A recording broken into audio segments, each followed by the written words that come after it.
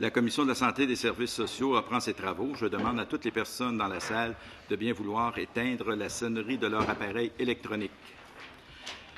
Nous poursuivons les consultations particulières et auditions publiques sur le projet de loi numéro 2, loi resserrant l'encadrement du cannabis.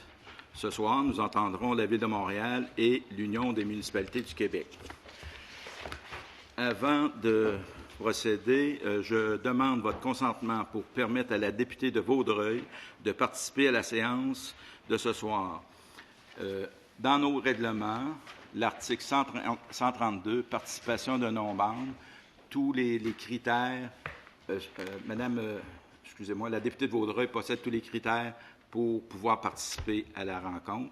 Cependant, j'ai besoin de l'acceptation ici de savoir si j'ai votre consentement. Consentement? Merci. Ça va? Merci beaucoup. Alors, est-ce qu'on a besoin d'extension de temps? Oui, on a commencé à 19h32. Alors, compte tenu qu'on a commencé un petit peu plus tard, 19h32, je demande s'il y a un consentement pour poursuivre nos travaux de l'heure prévue. Ça va? Merci beaucoup.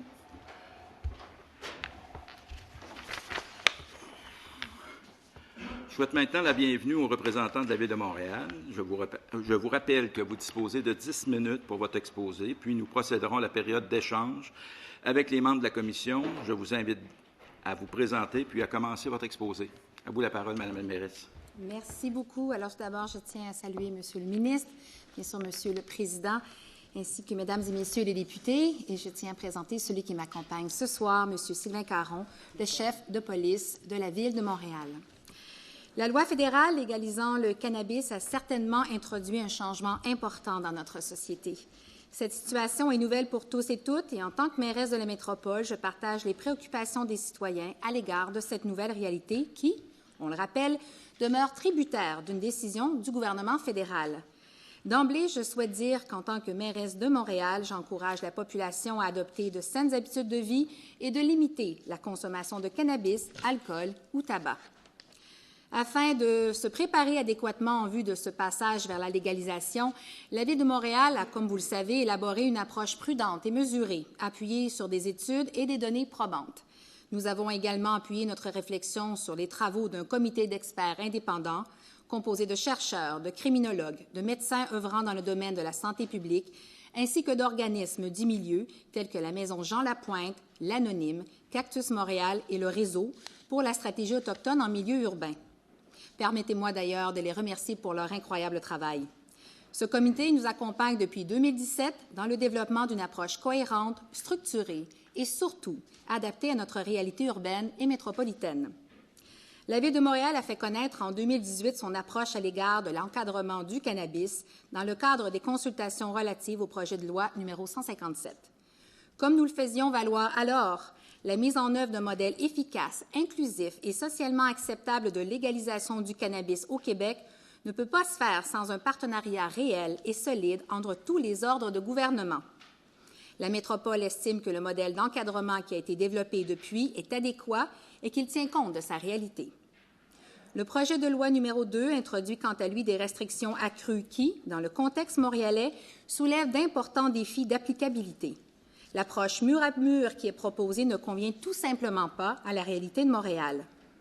Dans une perspective de reconnaissance des statuts de métropole et de gouvernement de proximité et en conformité à l'entente Réflexe Montréal, je vous demande, Monsieur le ministre, d'adapter votre projet de loi en fonction des éléments suivants. Tout d'abord, nous nous devons de soulever d'emblée les importantes difficultés que pose, pour nous, l'interdiction de fumer du cannabis sur les voies publiques. Si l'odeur de fumée de cannabis constitue pour certaines personnes un désagrément, la Ville de Montréal est d'avis que la fumée secondaire extérieure ne peut pas être assimilée à une nuisance justifiant une interdiction totale de la consommation sur les voies publiques. Les experts en santé publique sont unanimes, l'exposition à la fumée est plus dommageable à l'intérieur qu'à l'extérieur. C'est particulièrement vrai pour les personnes plus vulnérables, comme les enfants, les femmes enceintes, les personnes aînées et les personnes souffrant de maladies cardio-respiratoires. Je suis très sensible à cette réalité. En ce qui concerne l'habitation, nous devons noter que si les restrictions proposées dans le projet de loi peuvent aisément s'appliquer là où l'on retrouve un cadre bâti peu dense et principalement constitué de résidences unifamiliales, ces mêmes restrictions ne sont pas compatibles avec la réalité urbaine et le tissu social complexe de la métropole. Vous le savez, Montréal se distingue par sa très grande densité, sa démographie ainsi que sa réalité immobilière unique. On compte plus de 60 de locataires et un nombre très élevé de personnes vivant en copropriété. Nous savons également que de très nombreux propriétaires privés, 86 des membres de la Corpic, ont modifié ou modifieront les baux afin d'interdire de fumer du cannabis dans leur logement. De nombreuses conventions de copropriété ont également été modifiées en ce sens. Nous respectons ce droit en tous égards.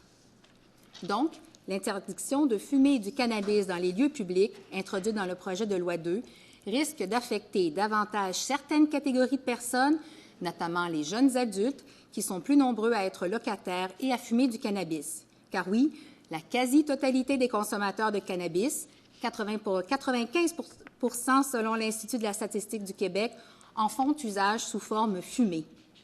Je ne suis pas une experte en santé publique, mais je suis une femme pragmatique et je considère que les Montréalais seront mal desservis par une approche théorique qui ne peut pas s'appliquer dans la réalité métropolitaine. Outre les enjeux d'équité sociale soulevés précédemment en ce qui a trait aux personnes locataires, on doit aussi considérer sérieusement l'impact d'une telle mesure sur les personnes marginalisées, notamment les personnes en situation d'itinérance. L'interdiction de fumer du cannabis dans les lieux publics et dans les parcs aura pour effet de les placer de facto en situation d'illégalité. Par ailleurs, il est illusoire de penser que la consommation de cannabis fumé, qui était une réalité dans l'espace public alors que la substance était illégale, cessera alors que la substance est maintenant légale. Une interdiction de consommation mur à mur dans les lieux publics entraînera un décalage entre les attentes de la population quant aux mesures coercitives pour empêcher la consommation dans l'espace public et les ressources disponibles pour y arriver. Les restrictions contenues dans le projet de la loi 2 soulèvent d'importants enjeux d'applicabilité pour la Ville de Montréal et, plus particulièrement, pour son service de police, qui se voit confier davantage de responsabilités quant au contrôle des comportements des citoyens.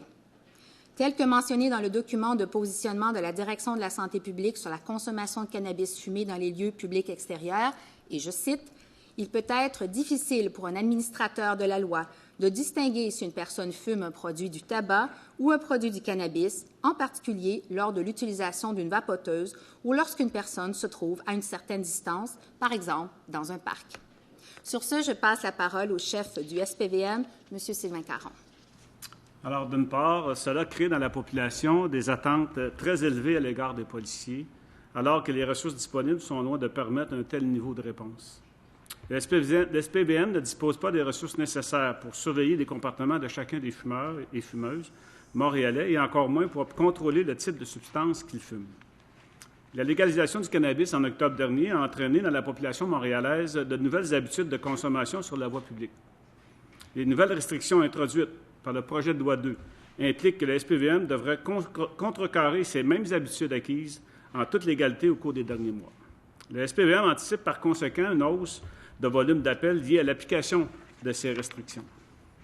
Actuellement, le délai de réponse, c'est-à-dire le temps qui s'écoule entre l'appel au 911 et l'arrivée des policiers sur les lieux d'un incident classé de catégorie 3, catégorie qui serait classée pour la nature d'appel, se situe aux alentours de 15 minutes. L'ajout de plaintes relatives à la consommation de cannabis sur la voie publique risque d'accroître davantage les délais de réponse. À ceci s'ajoute l'effort supplémentaire en matière de présence policière qui serait requis pour assurer un effet dissuasif à la consommation de cannabis fumé sur la voie publique. En effet, les interventions policières ne découlent pas uniquement d'appels logés au 911, mais également des observations des policiers lors de patrouilles préventives et de patrouilles de visibilité. Prise globalement, ces mesures entraîneront une augmentation de la charge de travail des policiers, ce qui occasionnera des coûts additionnels pour les contribuables montréalais et des délais supplémentaires pour le traitement de certains dossiers. Je repasse la parole à Mme Plante. À la lumière des informations annoncées par le chef du SPVM, la Ville de Montréal souhaite que l'application du chapitre 4 de la loi encadrant le cannabis soit confiée à des inspecteurs relevant du gouvernement du Québec, selon le même modèle qui est en place pour le contrôle du tabac. De plus, sur la base des réflexions énoncées précédemment, qui tiennent compte à la fois des objectifs de santé publique, de la densité et de la réalité montréalaise, que nous demandons qu'un amendement soit inclus au projet de loi numéro 2, de manière à permettre à la Ville de Montréal de se soustraire à l'interdiction introduite à l'article 7 de la consommation de cannabis fumé sur les voies publiques et dans les parcs. Avant de conclure, j'aimerais aborder l'enjeu financier. Dans son mémoire déposé en 2018 relativement au projet de loi numéro 157, la Ville de Montréal avait exposé avec grande rigueur les coûts de la légalisation du cannabis sur ses opérations. À ce titre, la Ville est satisfaite des termes de l'entente fédérale-provinciale sur le partage des revenus. Ceci a notamment permis la mise en place du programme Action concertée pour contrer les économies souterraines, le programme Accès Cannabis. Toutefois, des sommes supplémentaires destinées aux autres fonctions municipales sont toujours attendues avec impatience pour l'ensemble des municipalités québécoises. La Ville de Montréal compte notamment dédier ces sommes pour appuyer des actions en prévention et en sensibilisation, notamment auprès des jeunes. En conclusion, j'aimerais rappeler que des actions concertées et développées en partenariat avec les municipalités, les directions régionales de santé publique et les acteurs du milieu sont la clé d'une transition harmonieuse vers la légalisation du cannabis au Québec. La loi sur l'encadrement du cannabis doit respecter les principes d'autonomie municipale et de respect de ses compétences d'aménagement du territoire et d'urbanisme. Merci beaucoup. Merci.